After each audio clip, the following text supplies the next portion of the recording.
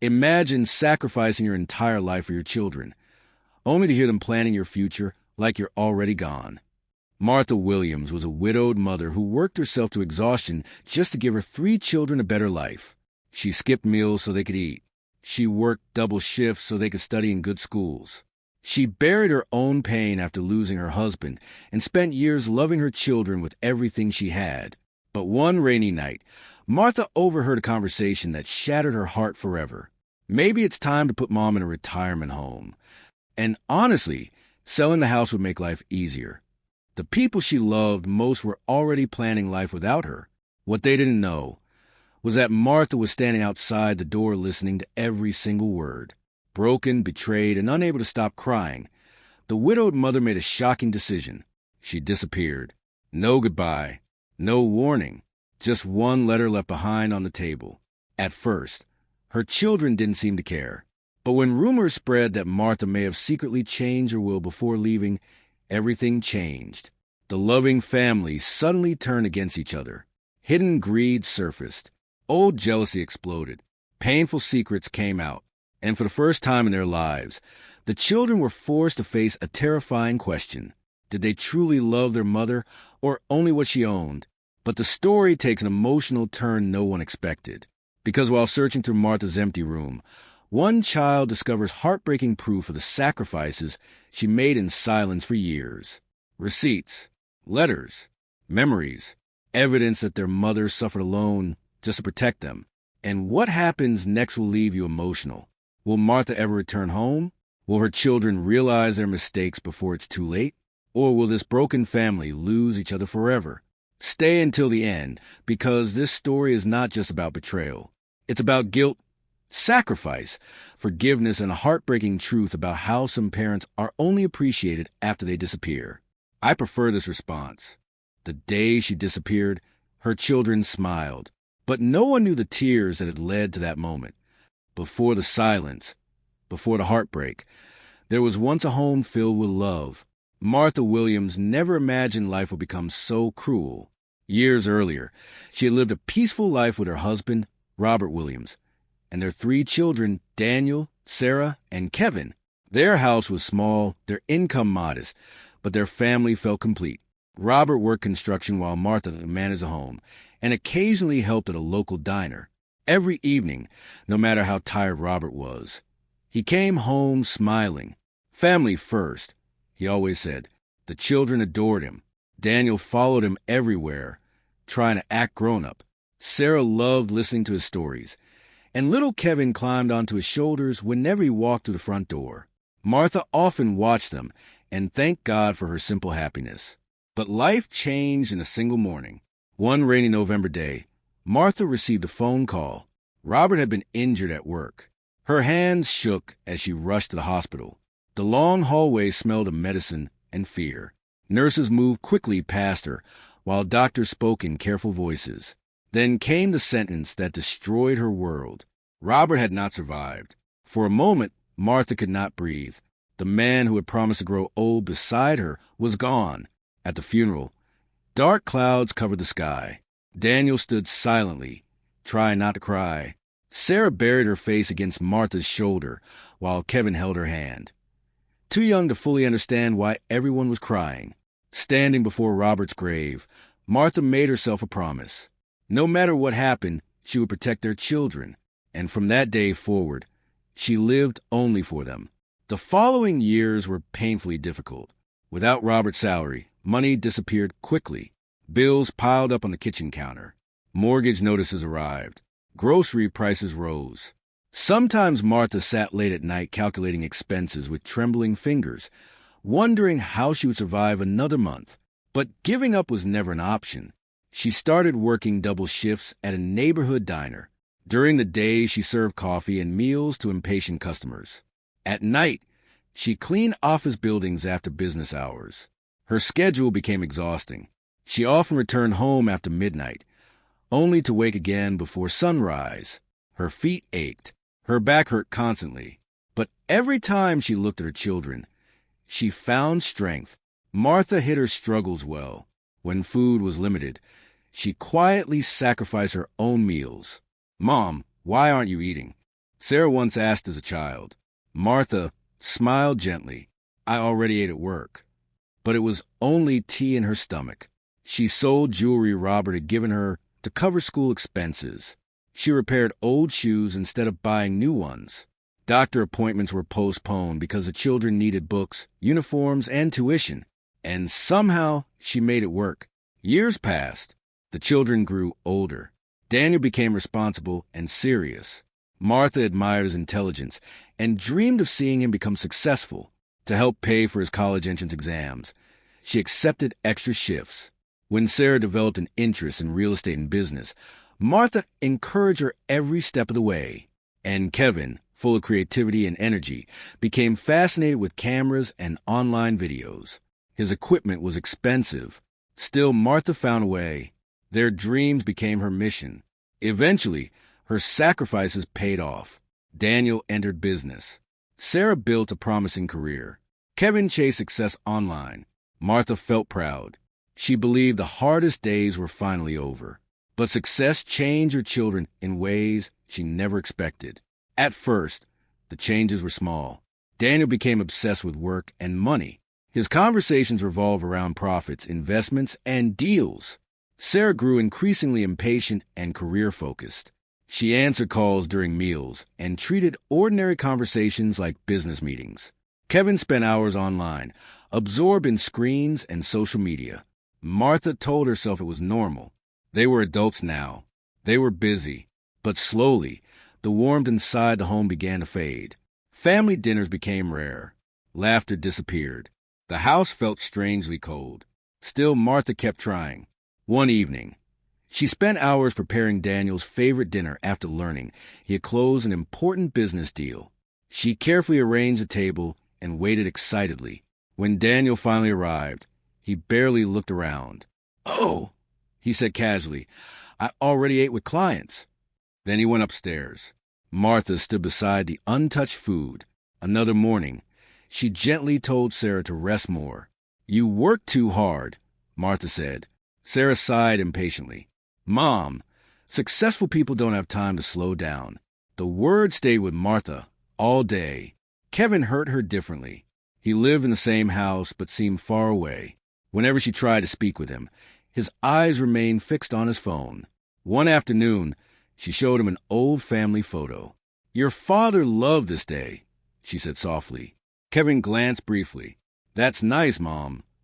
Then he returned to his screen. Martha quietly closed the album. The loneliness became unbearable. Then came the night that shattered everything. Rain pounded against the windows as Martha carried folded laundry through the hallway. As she approached the living room, voices stopped her. The door was slightly open. Inside sat Daniel, Sarah, and Kevin. She smiled at first. Maybe they were finally spending time together. Then Daniel spoke. "We need to discuss Mom." Martha froze. Sarah sighed. "She's getting older." Daniel nodded. "And honestly, we can't keep handling this forever." Martha's grip tightened. "A retirement home might be better," Sarah suggested. Kevin laughed nervously. "And selling the house would make things easier, too." The words pierced her heart. Her home, Robert's home, the place she had protected with sacrifice and tears. To them, it was merely property. Martha stepped back silently, tears filling her eyes. That night, sitting beside Robert's photograph, she whispered through pain, "I gave them everything." And as thunder rolled outside, an unexpected idea entered her mind, a test that would reveal whether her children truly loved her or only valued what she owned. What if the people you love only realize your value after they believe they've lost you? Martha barely slept that night. Rain continued falling outside while the painful conversation replayed endlessly in her mind. A retirement home. Sell the house. Move on. Each word felt like a wound. She sat beside Robert's framed photograph, holding it tightly. For years, she had ignored the growing distance between herself and her children. She told herself they were simply busy adults facing pressure and responsibility. But deep inside, she knew something had changed. Not in her love for them, in their appreciation for her. As dawn slowly arrived, Martha walked toward the kitchen. The house was quiet. She looked around carefully. The old wooden table still carried scratches from the children's childhood games. Family pictures lined the walls, birthdays, vacations, graduations, and smiling faces from happier years. Every corner held memories. Yet somehow, the home no longer felt like hers. That morning, Martha made a decision, not out of revenge, not to punish, but to learn the truth. If her children truly loved her, they would prove it when they believed she was gone. And if they did not, then she needed to know before it was too late. Later that day, Martha visited someone she trusted deeply. Margaret Lewis, an old family friend and retired lawyer who had known Robert for decades. Margaret welcomed her warmly. "Martha, you look exhausted," she said gently. Martha hesitated before speaking. Then, with trembling hands and tearful eyes, she told Margaret everything. The late-night conversation, the retirement home discussion, the plans to sell the house. Margaret listened quietly. When Martha finished, the older woman sighed heavily. "That must have hurt terribly." Martha nodded. "I don't recognize my own children anymore." Margaret sat silently for a moment. Then Martha revealed her idea. "I want them to think I've left." Margaret looked surprised. "You mean disappear?" "Only for a little while," Martha explained. "I need to know what matters to them, me or what I own." Margaret leaned back thoughtfully. "This is risky." "I know." "And painful." Martha lowered her eyes. "I'm already in pain." After a long silence, Margaret finally agreed to help. Together, they planned carefully. Martha would stay temporarily at Margaret's countryside cottage several hours away. Before leaving, she would write a letter explaining that she needed time alone and asking her children not to search for her. Margaret would also prepare legal papers suggesting Martha had been reconsidering her estate plans. The goal was simple: to observe, to listen, and to discover the truth. 2 days later, the plan began. Early in the morning, before anyone woke up, Martha packed quietly. She carried only a small suitcase. No expensive belongings. No dramatic goodbye. Just a few clothes, family photographs, and Robert's picture frame. Before leaving, she placed a handwritten letter on the dining table. Her hands shook as she wrote the final words. "I need time away to think about my life and future. Please do not worry about me." Sometimes distance helps us understand what truly matters. No blame, no accusations, only sadness. Standing near the front door, Martha looked around the house one final time. Her eyes lingered on the staircase where the children once raced each other. The kitchen where she spent endless nights cooking. The living room where Robert used to laugh. Tears filled her eyes. Then she quietly walked away. By noon, the children discovered the letter. Daniel found it first. "What is this?" he muttered. Sarah grabbed the paper. Kevin looked confused. As Sarah read aloud, silence spread through the room. At first, Martha hoped they might panic. Perhaps they would worry. Perhaps guilt would appear. Instead, something unexpected happened. Daniel exhaled slowly. "She probably just needs space." Sarah nodded. "She's emotional lately." Kevin shrugged. "She'll come back." Their reactions cut deeper than Martha expected. From Margaret's cottage, she listened to updates Margaret discreetly gathered from mutual acquaintances. The first day passed quietly. No police report. No desperate search. No emotional phone calls. By the second day, the conversation shifted. Daniel returned to practical matters. "We should prepare in case Mom stays away longer." Sarah agreed. She mentioned thinking about her future. Then came the subject that broke Martha's heart again: the house. One evening, Margaret called Martha gently. "I'm not sure you want to hear this." Martha gripped the phone. "Tell me." Margaret hesitated. "They've already started discussing property valuation." Martha closed her eyes. Property valuation. So, quickly, she tried to stay strong, reminding herself this was exactly why she created the test. Still, the pain remained unbearable. Days passed. From a distance, Martha watched her children's behavior unfold. Daniel contacted a realtor friend. Sarah researched housing markets. Kevin joked online about family stress, never mentioning his missing mother. The absence of concern shocked her. But then something strange happened. On the fifth day, Margaret brought unexpected news. There's been a disagreement. Martha looked up. About what? Margaret sat beside her. The will. Martha's heart skipped. She had told no one about her real intentions. But Margaret had quietly allowed rumors to spread that Martha might have changed her estate plans before leaving. And suddenly, the siblings were no longer united. Greed, suspicion, and fear had entered the family. Daniel believed Martha may have altered ownership documents. Sarah worried someone would receive more than others. Kevin feared being left with nothing. The harmony they once displayed vanished. Arguments began. Voices rose.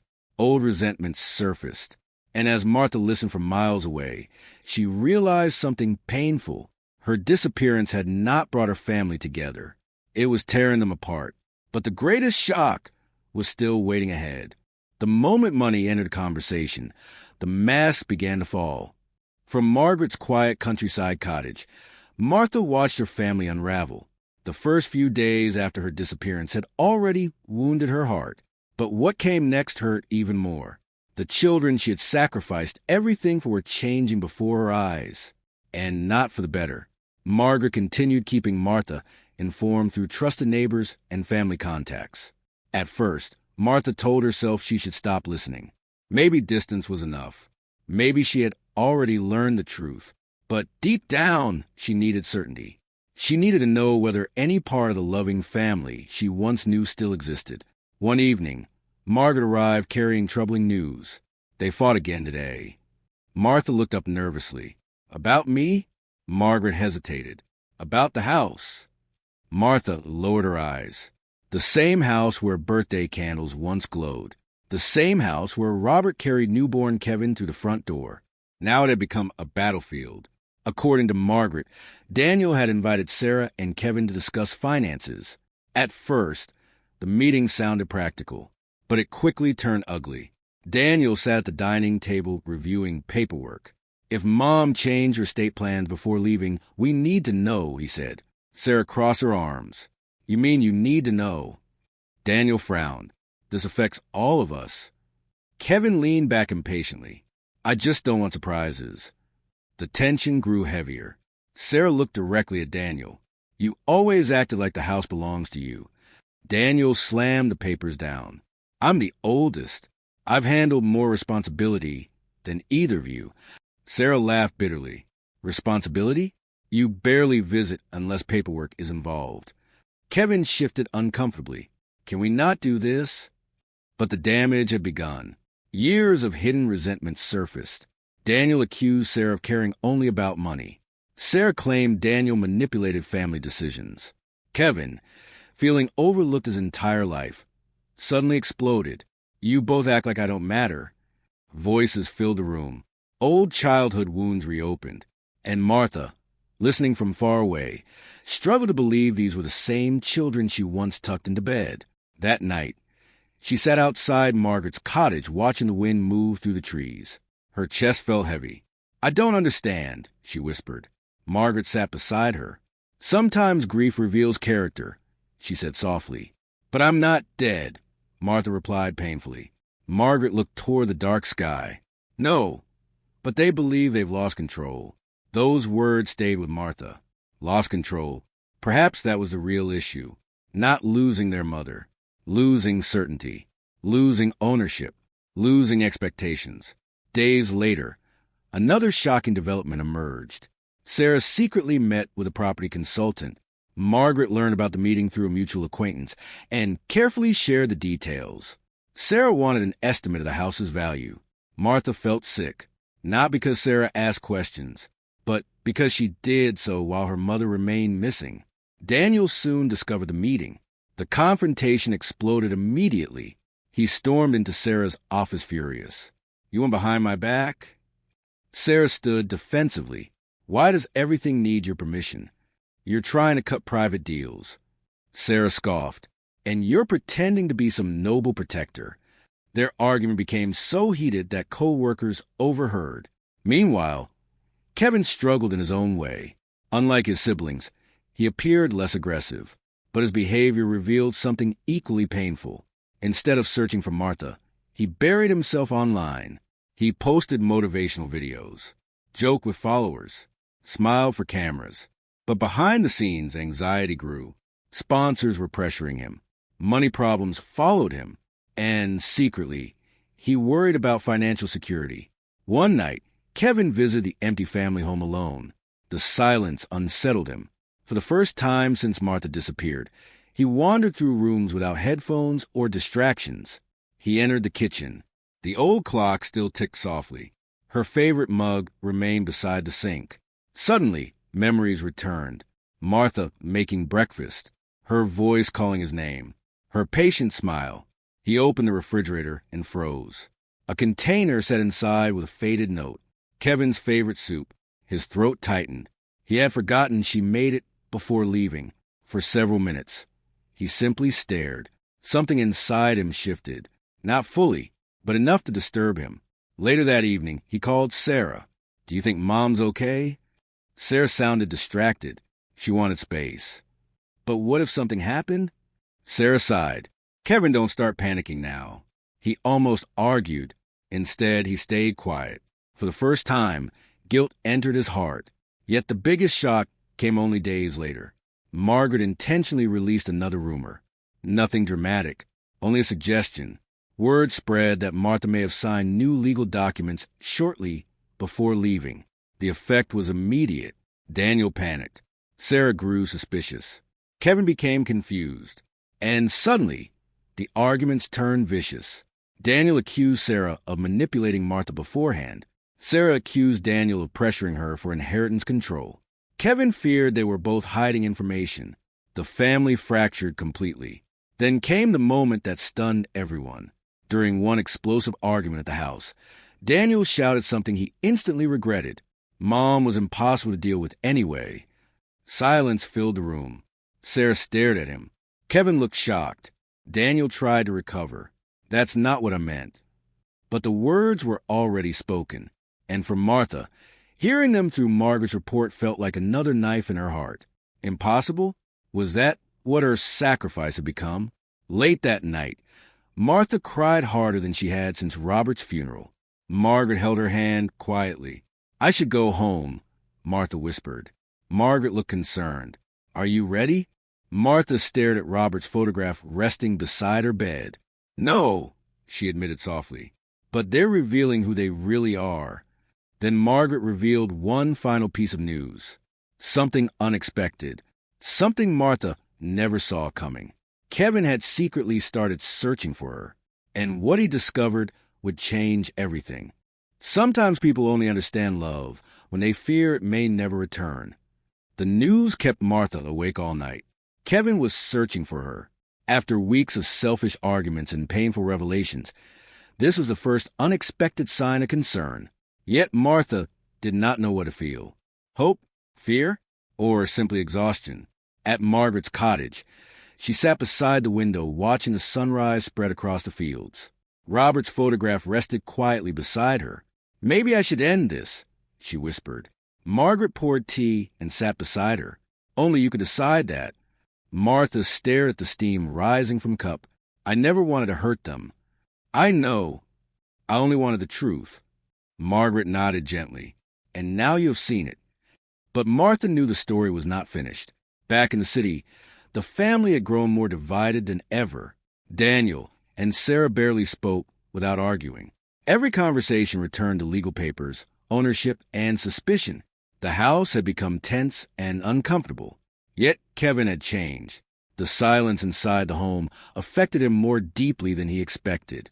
Without Martha's presence, everyday life felt strange. No smell of morning tea. No gentle reminders. No warm voice asking whether he had eaten. At first, he ignored the feeling.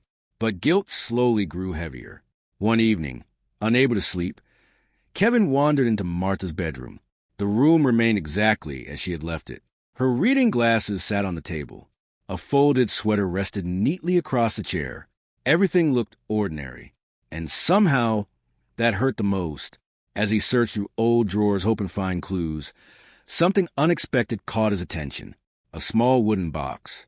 Inside were carefully saved memories, school certificates, old birthday cards, family photographs, and beneath them, receipts, hundreds of receipts. Kevin frowned. He began reading. Tuition payments, medical bills, camera equipment purchases, college fees. His hands started shaking. Every receipt carried Martha's name. There were notes attached too. Kevin's camera, worth every extra shift. Sarah's books, she'll do great things. Daniel's exam fee, Rob will be proud. Kevin sat frozen. He had never seen this side of her sacrifice. To him, help had always appeared naturally. He never asked how, never wondered what she gave up. Then he found something else, a worn envelope. Inside was a letter Martha had written years earlier after Robert died. It was never meant for the children. The handwriting trembled across the page. I'm scared every day. I don't know if I'm strong enough to raise them alone, but I'll keep trying. If they grow up feeling loved, then every sacrifice will be worth it. Kevin's vision blurred. For the first time in years, he cried, not small tears, deep, painful sobs. He finally saw what had been standing before him all along. Their mother had carried pain silently, so they could live comfortably, and they had rewarded her with neglect. The next morning, Kevin confronted his siblings. Daniel and Sarah were arguing again when he entered the living room holding the wooden box. You need to see this. Daniel looked irritated. What now? Kevin placed the receipts and letters on the table.